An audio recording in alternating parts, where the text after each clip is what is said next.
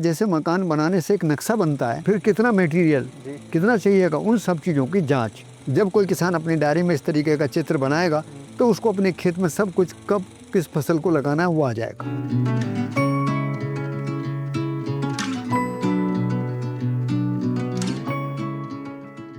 Sir, इसको अब थोड़ा सा और आगे लेके जाते हैं।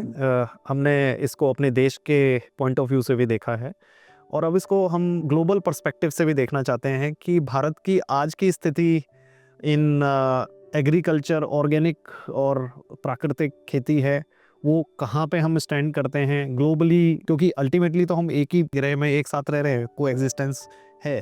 तो हम कहाँ पर हैं, ग्लोबल जो दृष्टिकोण है वो खेती को लेकर कैसे है, और हम जो नई जो पीढ़ी है उनका भविष्य आपको कैसा लगता है? देखिए, बड़ा सवाल आपने ये पूछा है कि भारतीय कृषि और अंतर्राष्ट्रीय परिदृश्य को देखते हैं जी। तो कृषि के आधार पर भारत आने वाले समय में कहाँ पर ठहरता है, जी ये आपका सवाल का मौलिकता है। जी, तो मैं इसमें एक तो आपको साधुवाद करता हूँ, धन्यवाद। शुभकामना करता हूँ, इसीलिए कि कहीं ना कहीं आपके मन में भारत को लेकर अंतर्राष्ट्रीय परिदृश्य में एक कल्पना का उदय है। सवाल वाजिब है। हम यदि अपने देश के बारे में बार बार ये संकल्पना हम पहले से सुनते रहे, भारत विश्व गुरु है, भारत में पूरी दुनिया को दिशा और दशा देने की क्षमता है, तो जब हम इस तरीके से इन सारी चीज़ों से गुजर रहे हैं तो वास्तव में ये देखने में आ रहा है कि भारत कहीं ना कहीं अपनी भूमिका में विश्व का नेतृत्व करने की क्षमता रखता है। इसमें कृषि का महत्व और भी ज़्यादा है, क्योंकि कृषि केवल उत्पादन और इकोनॉमी का जरिया नहीं है। कृषि एक धरती की व्यवस्था को सुधारने का, संभालने का, व्यवस्थित करने का एक तंत्र भी जगाता है। पूरी दुनिया में जिस तरीके से हाईली मैकेनाइजेशन की बात हो रही है और भारत में जनसंख्या बढ़ी है तो हाईली मैकेनाइजेशन यहाँ काम नहीं करेगा, तो यह एक बहुत बड़ा अवसर है कि मानवीयता के आधार पर प्रकृति के साथ जीने का एक आधार उभरता है। और भारत ने पूरी दुनिया को इस बात के लिए सचेत भी किया है कि एक छोटा सा टुकड़ा इतनी बड़ी जनसंख्या का पेट भी भरता है, अर्थव्यवस्था की दृष्टि से भी बात करता है, और वो पूरे विश्व को भी एक नई अर्थव्यवस्था की देने की क्षमता रखता है। तो भारत का जो भविष्य है वो उज्जवल है। अच्छा, ये कामना के स्तर पर नहीं है, ये वास्तविकता के साथ है, क्योंकि भारत में अनुसंधान का खुलापन है। यहाँ किसी चीज को कठोरता से दबाने का काम नहीं होता, यहाँ किसी चीज के लिए दबाव और प्रभाव केवल काम नहीं करता है जी, खुलापन भी है। तो यहाँ पर जो खुलापन है ये आदमी को बार बार विश्लेषण करने की क्षमता देता है, उसके अंदर संवाद स्थापित होता है। हाँ, निष्कर्ष आते हैं। तो उससे क्या होगा कि चीजें और छनती हुई आगे जाएंगी और खेती अपने एक सही आकार में व्यवस्थित होगी। जो मोटे बड़े सवाल हैं उनमें आता है ग्लोबल वार्मिंग। ग्लोबल वार्मिंग बड़ा एक साझा सवाल है, क्योंकि एक देश के प्रयास से ग्लोबल वार्मिंग नहीं सुधरेगा, लेकिन यहाँ पर अपनी नियति को ठीक करने की जरूरत है। तो इसके लिए क्या करना पड़ेगा, देश में समग्रता से काम करना है। समग्रता क्या है, हमको कृषि के अनुसंधान को व्यवस्था सहज करना पड़ेगा और व्यापार प्रवृत्ति को कम करना है। अभी जो अनुसंधान हो रहे हैं वो व्यापार के लिए हो रहे हैं जी, ऐसी वैरायटी खोजना, मौसम की दृष्टि से खोजना, उत्पादन की दृष्टि से खोजना, व्यवस्था की दृष्टि से क्या होगा, ये चीज और जोड़नी होगी। कृषि नीति के आकार को ठीक करना होगा कि हम अपने संसाधनों का संरक्षण कैसे करेंगे, उनका सदुपयोग कैसे होगा, हमारा जीने का प्रयोजन क्या है, ये तय करना होगा। मुद्दा किसी धरती को बचाने का नहीं है, मुद्दा पूरी धरती को व्यवस्थित करके जीने का है। अब इसमें देश और दुनिया का चित्रण अलग अलग नहीं आता, एक ही आता है। इस आधार पर एक और भी बड़ी बात उपलब्ध होती है कि जो व्यापार मानसिकता से पूरी दुनिया भाग रही है उसको भी हम कहीं ना कहीं शिक्षा में एक मौलिक परिवर्तन के जरिए पूरा कर सकते हैं।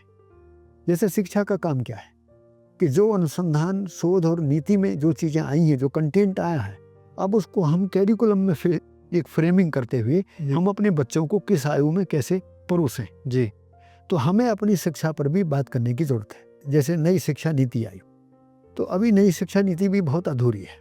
उसमें क्या है, बिखरी हुई चीज़ों को एक जगह लाने की कोशिश की गई है, लेकिन बिखरी हुई चीज़ों का समन्वय नहीं होता है जब तक हम सहअस्तित्व में उन चीज़ों की वास्तविकता को नहीं समझेंगे। समन्वयता का मूल जो आधार है वो सहअस्तित्व है। बिखरी हुई चीजों को साथ लाएंगे वो आती नहीं। जैसे विशेषज्ञता कभी भी समन्वयता में आती ही नहीं, नहीं आती। वो क्या टुकड़े टुकड़े में बिखरती है। लेकिन जब विशेषज्ञता का गोल एक होता है, वो गोल एक होते ही फिर विशेषज्ञता गोल को अर्पित हो जाती है। तो गोल है व्यवस्था, तो व्यवस्था पूर्वक जीना, व्यवस्था में जीना, व्यवस्था के लिए जीना, जब ये गोल बनते हैं तो इस आधार पर सहअस्तित्व को समझना एक महत्वपूर्ण आवश्यकता बन जाता है। अंतर्राष्ट्रीय परिदृश्य में आजकल मैंने देखने में आया कि बहुत सारी संस्थाएं भी आदमी को संकेत दे रही हैं। जैसे आईपीसीसी के पिछले दिनों बहुत चर्चा हुई, क्या था उसमें ये था कि मानव के कार्यकलाप प्रकृति विरोधी है, इसलिए मानव को अपने कार्यकलाप पर एक बार विचार करने की जरूरत है। अब कौन विचार करेगा, कब विचार करेगा, कैसे शुरुआत होगी? क्योंकि जब तक हम अपने को विशेषज्ञ माने बैठे, हम सामान्यता की बात ही नहीं करते, हम ज्ञान की बात ही नहीं करते, हम आदमी की बात ही नहीं करते, हम तो अपनी व्यवस्था की बात नहीं करते और हम केवल उसी हिस्से की बात कर रहे हैं। जैसे पशुपालन का काम करने वाले पशुपालन की बात करेगा, बागवानी का बागवानी की बात करेगा, औषधि वाला औषधि की बात करेगा, लेकिन समन्वयता की दृष्टि कैसे काम करेगी, उसमें भूमि की उर्वरता कैसे समृद्ध होगी, उसमें उसका बैक्टीरियल जो लोड है वो कैसे समृद्ध होगा, ये तो बहुत बड़े सवाल हैं, मौलिक सवाल हैं।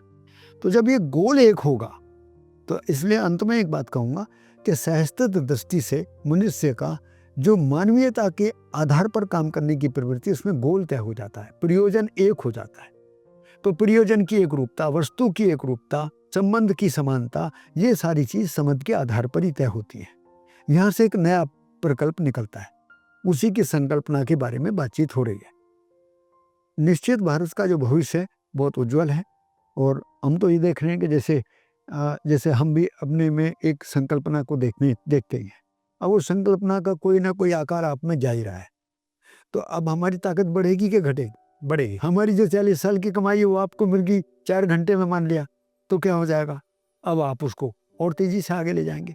तो आगे पीढ़ी में और भी जितनी बात छन कर सही बात जाएंगी तो भारत का भविष्य उज्जवल और परंपरा बनेगी।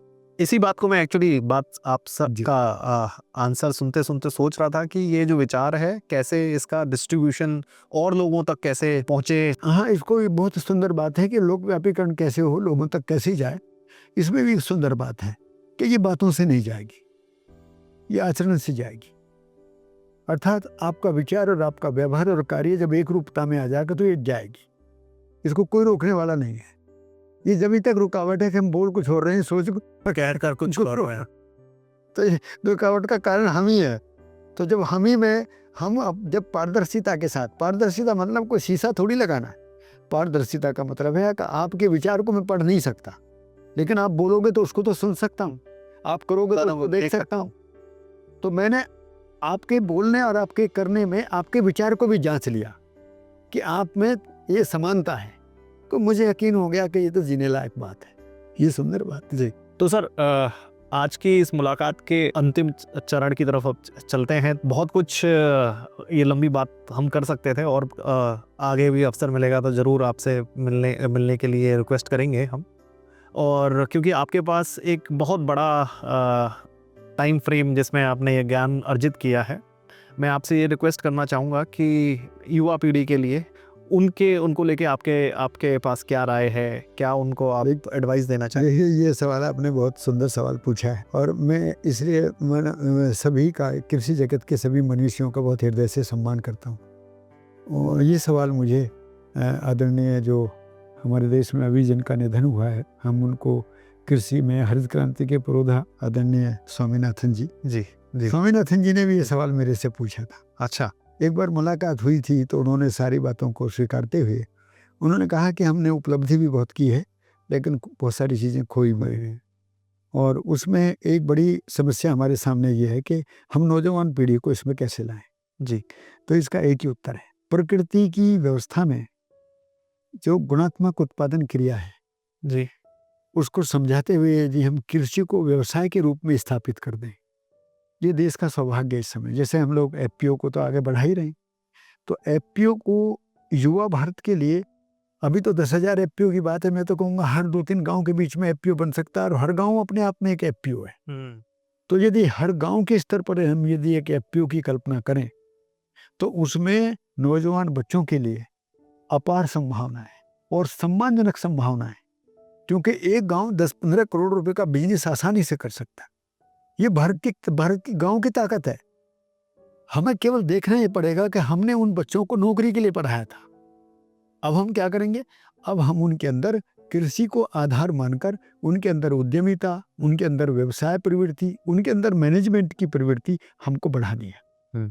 स्किल डेवलपमेंट के जरिए करिए, आप इंटरप्रेन्योरशिप के जरिए करिए, आप और वोकेशनल कोर्सेज के जरिए करिए, लेकिन आपको ये काम करना होगा देश को कि युवा पीढ़ी के सामने विकल्प के रूप में, जैसे आज हम स्टार्टअप रख रहे हैं, बहुत सारी ऐसी क्रियाकलाप आज भी चल रहे हैं, हमको ये कार्यक्रम अब वरीयता के साथ रखने की जरूरत है। क्योंकि इस देश में कृषि जगत का जो इकोनॉमी है और कृषि जगत का जो एक विराट स्वरूप है, उसमें पूरे देश के नौजवानों को बहुत अच्छे रोजगार की संभावना है। जी, कुछ प्रोडक्शन में लगेंगे, कुछ एलाइड एक्टिविटीज में लगेंगे, कुछ लोग प्रोसेसिंग में लगेंगे, कुछ मार्केटिंग में लगेंगे और कुछ मैकेनाइजेशन में लगेंगे, कुछ एलाइड एक्टिविटीज है, बी कीपिंग है, सीड प्रोडक्शन है, फिशरीज है। देश में अपार संभावना है। कुछ चीज़ों का एक्सपोर्ट इतना तेजी से बढ़ा है कि देश के वैज्ञानिक भी हतप्रभ हैं कि जिसमें हमने इतना नहीं सोचा था, उससे हमको इतनी अर्न हो रही है। और अभी तो विराट जगह भरी पड़ी है। मतलब ये देश दालों का देश रहा, मसालों का देश रहा। यहाँ क्या चीज़ पैदा नहीं कर सकते? यहाँ क्वालिटी का टिम्बर, यहाँ क्वालिटी के खनिज से लेकर पूरी वन संपदाएं भरी पड़ी हैं। केवल लोगों को जगाना की जरूरत है कि हमने विगत समय नौकरी के चक्कर में खेती को देखना और दिखाना ही समझाना सब बंद कर दिया था, तो लोग दूर होते गए। जी, एक नए सिरे से अब नए भारत के निर्माण की आवश्यकता है। और मैं युवा साथियों को कहूँगा कि जो लोग मेरी इस बात को सुन रहे हैं, मैं उनको विश्वास दिलाता हूँ, जिस दिन उनका मन छोटा हो, वो खेती को छोटे अंदाजे से देख रहे हों, वो 2-3 दिन के लिए मेरे पास आ जाए। मैं उनको ये इस खेती का वो स्वरूप दिखा सकता हूँ जिसमें सम्मानजनक तरीके से उनको पूरी जिंदगी जीने के लिए अवसर है। एक नौजवान जी सकता है, क्योंकि ये धरती मेरी बनाई हुई नहीं है। ये धरती ने इसके विकास क्रम में मानव जाति आई है, तो विकास क्रम में मानव जाति के लिए पर्याप्त संसाधन और पर्याप्त आवश्यकताएं पूरी होने की व्यवस्था है। ये कोई तमाशा नहीं है, मैंने कह दिया हो गया। तो इस समय नौजवान को अपना दृष्टिकोण परिवर्तन करने की जरूरत है। वो नौकरी की बजाय उद्यमिता की तरफ आगे बढ़े, वो रोजगार परक दृष्टि से आगे बढ़े, वो प्रकृति की गुणात्मक उत्पादकता, उसके व्यवसाय, उसके आधारभूत होने वाली कार्यक्रम संरचनाओं को देखें और अपनी जगह तलाश करें। अपार संभावना है। जी, धन्यवाद। तो आज का ये जो पोस्टकार्ड है हम यहाँ पे समाप्त करते हैं, और मैं त्यागी जी सर का भी बहुत धन्यवाद करता हूँ। आपने हमें बहुत सारा ज्ञान और बहुत सारा अनुभव जो आपने हमारे साथ शेयर किया है सर, उसके लिए बहुत बहुत धन्यवाद।